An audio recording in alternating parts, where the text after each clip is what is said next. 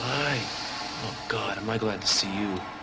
Do you got any pot? Oh, wait, makes me red.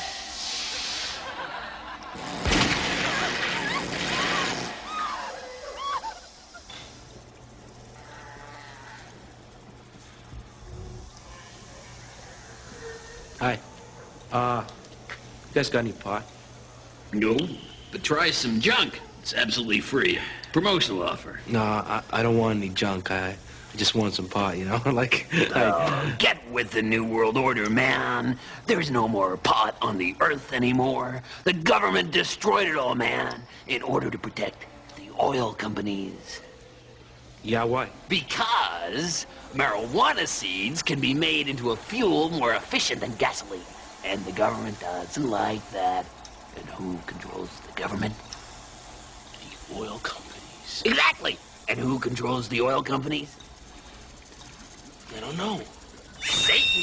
Hey, I know who you are. You're the... Pot's illegal mainly to protect them. No, pot is illegal because William Randolph Hearst ran a smear campaign against marijuana in the 1930s to protect his interests in the timber industry because hemp was poised to replace wood as an inexpensive raw material for the manufacture of paper. And I thought you were cool. You were the gateway drug! Hey, come on. I'm still illegal on a federal level. See, okay, the states made me legal, but the federal government and the EPA were like, wait, no, the DEA the was... CIA okay, is behind everything! Federal, Them state, and the Masons! no, and it's look, all okay, connected, I'll be honest, bro! I don't know and who they're votes always on watching it, us, so but there the ain't nothing government- we can the do because California they know law says that- everything. You get what I'm saying? Wait, what were we talking about? I need to borrow 20.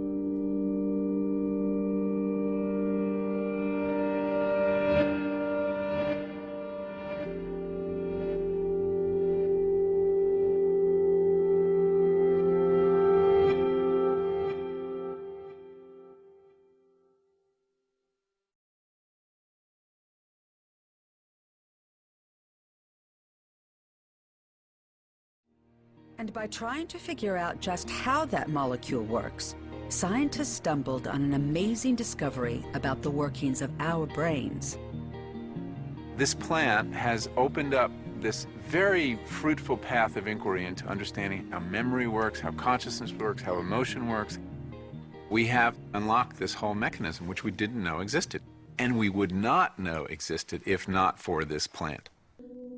when we talk about this, I think that the real reality behind prohibition wasn't that it got you high, because the government's job is not here to protect you from cigarettes, protect you from driving cars too fast into a tree, or to protect you from guns, or to protect you from knives, or to protect you from pharmaceutical drugs. In all reality, the government doesn't really care about your well-being. The reason they really stepped up and said marijuana was so bad is because it competed with a lot of the synthetic solutions that they were offering us now in society. Things like plastic, things like tree paper, things like petrochemical fuels were not actually always derived from these sources. And the fascinating thing a lot of people don't realize is when Columbus landed here, he found tobacco. He did not find what he really expected, which was cannabis hemp. Because while Europe was evolving with things like paper and cloth and sails and ropes and maps and Bibles and paints and varnishes, North America was still carving on cave walls with rocks, because the Native Americans here did not have the plant that Europe used to evolve